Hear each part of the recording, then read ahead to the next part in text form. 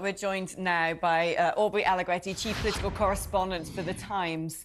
But first, let's go to Cornelia van der Pol from Restore Trust, a forum where supporters of the National Trust can discuss their concerns about the future. Cornelia, first of all, so Keir Starmer described this as a culture where all of the government's own making, that this doesn't exist in society. You know, the world hasn't gone woke. The National Trust hasn't been accused of erasing Christian festivals from their religious calendar, or accusing everything of being racist or connected to the slave trade, or making people wear rainbow lanyards. This is all being confected by the Conservative Party to cling on to power. Do you agree with him? There are big problems in the National Trust. Heritage has become a political, partisan, ideological issue, and that's very, very unfortunate. We have a lot of supporters who are members of the Labour Party, of the Liberal Democrats, of no party, and they're all disappointed to see politics and ideology come into heritage. People who want to find out more about our campaign should go to restoretrust.org.uk and sign up for our email newsletter. And certainly people who are concerned about this should not abandon the National Trust. They should keep up their membership and make their voice heard. I agree with that.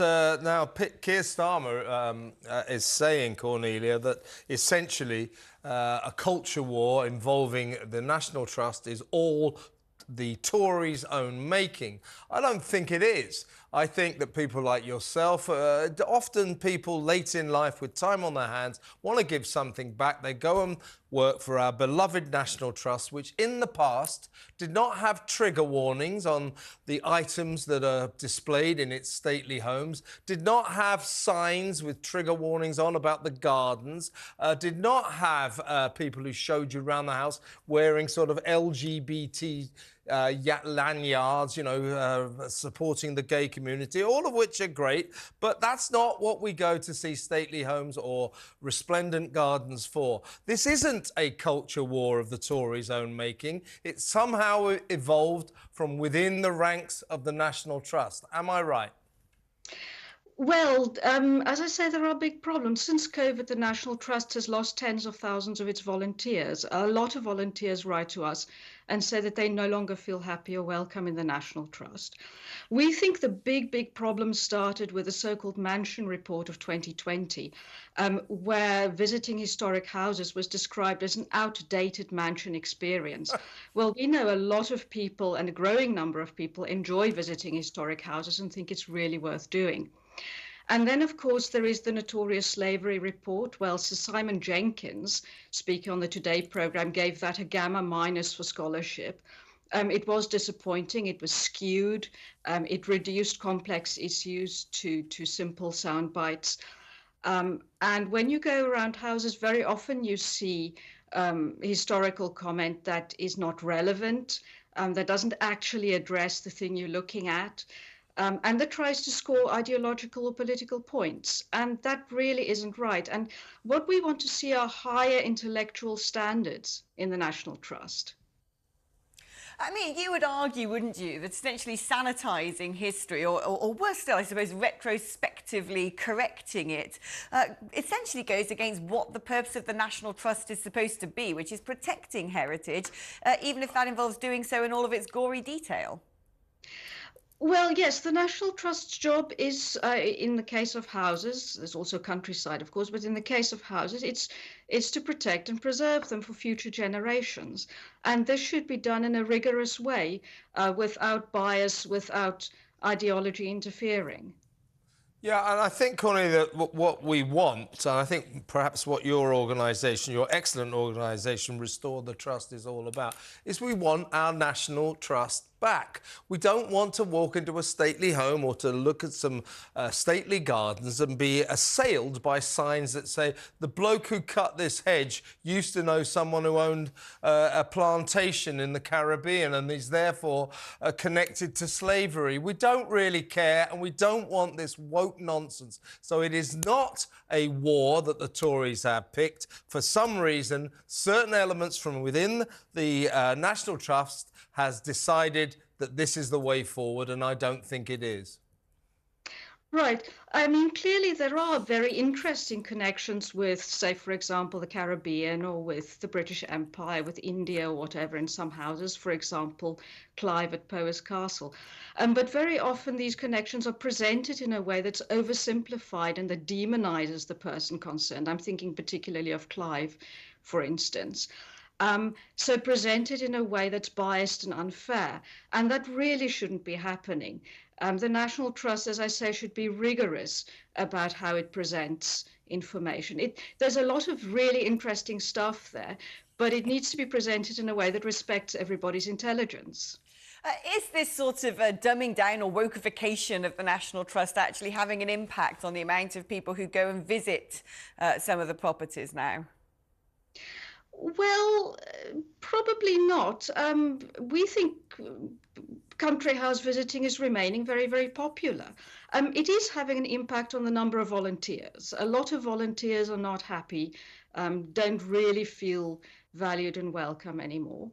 And it is also having an impact on the members. Some people have told us, I mean, a lot of people actually have told us that they've resigned their membership because they're so worried about the ideological drift of the National Trust.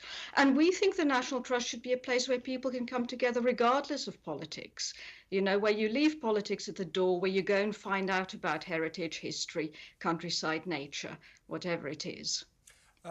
So we are, Cornelia. We're going to go over to Aubrey Allegretti, of course, Chief Political Correspondent for The Times. Thanks for joining us, Aubrey. We've been talking about the National Trust. Let's move on to the other charity in the frame in Keir Starmer's speech. You know, he says that the Tories have gone out of their way to pick a culture war with the beloved RNLI.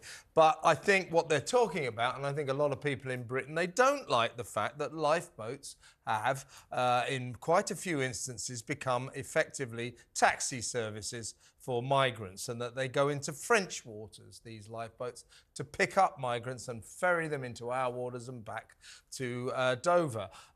People don't like the RNLI doing that, and so Keir Starmer, once again, is wrong to pick a fight with the Tories about that. I think the Tories are fighting the good fight on this.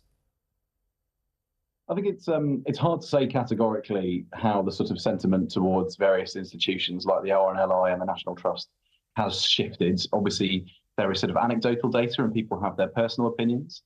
But I think what the Labour leader was sort of trying to suggest today was not necessarily that this whole issue had been completely confected, but that it was being stoked, if you like, as a sort of distraction technique by the Conservative government, whom he sort of accused of kind of seeking division and points of difference to try and get out of the fact that they have little else to say on issues like the economy, he argues. Now, of course, Keir Starmer isn't somebody who's naturally sort of terribly comfortable about talking about cultural issues like this. He has on occasion sort of shied away from getting embroiled in what he sees as attempts by the government to draw him into these sort of culture war type issues. So interesting, I think, to hear his perspective on this today, because it's not often that we do get a sort of unvarnished take from him quite so categorically.